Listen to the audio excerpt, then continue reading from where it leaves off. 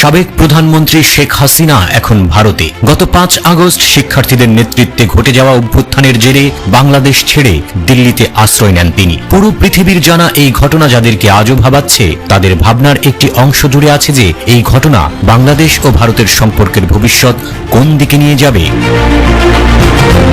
শেখ হাসিনাকে থাকতে দিয়ে বাংলাদেশের নতুন সরকারের সঙ্গে ভারতের কূটনৈতিক সম্পর্ক কেমন দাঁড়াবে, তাই নিয়ে চলছে বিভিন্ন জল্পনা কল্পনা ও বিশ্লেষণ। কূটনীতিবিদদের আশঙ্কা, বাংলাদেশের রাজনীতি এই মুহূর্তে যে অস্থির সময় পার করছে, সেখানে শেখ হাসিনাকে থাকতে দিয়ে তার দেশের সঙ্গে সম্পর্কের ভারসাম্য রক্ষা করা ভারতের জন্য কঠিন হবে। বাস্তবতা কি আসলেই তাই?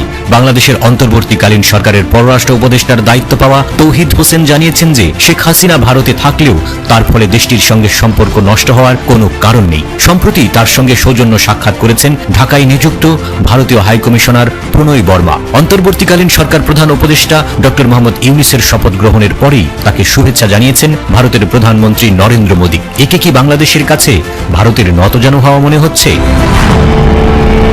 এখনই এমন ভাবার কারণ নেই। দুই দেশের ভবিষ্যৎ সম্পর্ক নিয়ে প্রশ্ন তোলার কারণটি এখনো শেখ হাসিনাই, এবং কারণটি তার ভারতে অবস্থান। দেশটির পররাষ্ট্রমন্ত্রী এস জয়শঙ্করের পররাষ্ট্র মন্ত্রণালয় এবং জাতীয় নিরাপত্তা উপদেষ্টা অজিত ডোভালের কার্যালয়ের মধ্যে ঢাকা নিয়ে আপাতত স্পষ্ট সিদ্ধান্ত নেওয়ার লক্ষণ দৃশ্যমান নয়। পররাষ্ট্র মন্ত্রণালয়ের উদ্যোগ দেখে মনে হচ্ছে ভারত তার উদ্বেগগুলো নিরসনে বাংলাদেশের অন্তর্বর্তীকালীন সরকারের সঙ্গে সম্পর্ক এগিয়ে নেওয়ার চেষ্টা করছে। অন্যদিকে এই কয়েকদিনে শেখ হাসিনার সঙ্গে সরকারিভাবে যোগাযোগ চালিয়ে যাচ্ছেন অজিত ডোভাল। গত 17 আগস্ট বাংলাদেশের অভ্যন্তরীণ রাজনীতি নিয়ে শেখ হাসিনা যে দীর্ঘ বিবৃতি দিয়েছেন, তাতে ভারতের অনুমোদন ছিল বলে ভারতীয় সংবাদ মাধ্যমে বলা হচ্ছে।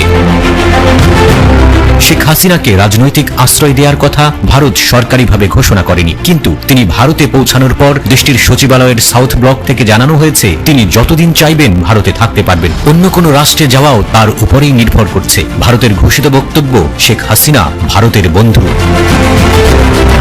শেখ হাসিনার সঙ্গে বন্ধুত্ব ভারতের সঙ্গে বাংলাদেশের বন্ধুত্বের কি হাল করতে পারে, তা নিয়েই মূলত এই উদ্বেগ। যে আন্দোলন থেকে এত কিছুর শুরু, সেই আন্দোলনে অংশ নেওয়া শিক্ষার্থী জনতা আওয়ামী লীগ বিরোধী। শেখ হাসিনার বিরুদ্ধে অভিযোগ তিনি ভারতের দিকে ঝুঁকে থাকেন। এই অভিযোগকে পুঁজি করে বাংলাদেশ ভারত বিরোধিতাকে শক্তিশালী করা হয়।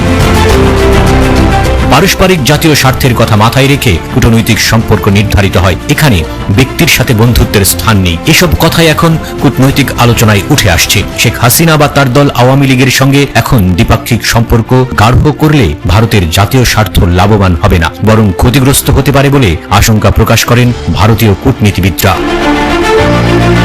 তাই বিশেষজ্ঞদের মতে এই মুহূর্তে ভারত সরকারের উচিত বাংলাদেশের বর্তমান সরকারের সঙ্গে কার্যকর সম্পর্ক শুরু করা, দেশটির সাথে সীমান্ত নিরাপত্তা, দেশটিতে ভারতীয়দের বিনিয়োগ ও বাণিজ্য নিরাপদ করা, দেশটিতে সংখ্যালঘু জনগোষ্ঠীর নিপীড়নের মতো বিষয়গুলোর দিকে ভারত সরকারের দ্রুত নজর দেওয়া উচিত। কিন্তু ভারতের নিরাপত্তা সংস্থার বড় অংশ বাংলাদেশ আওয়ামী লীগের কথাই এখনো ভাবছে। এটা ঠিক যে বাংলাদেশের রাজনীতির এমন বাকবদল চমক জাগানোর মতোই। ভারত কি এই চমক কাটিয়ে আরেকটু বুঝে শুনে সামনে আগাতে চাইছে?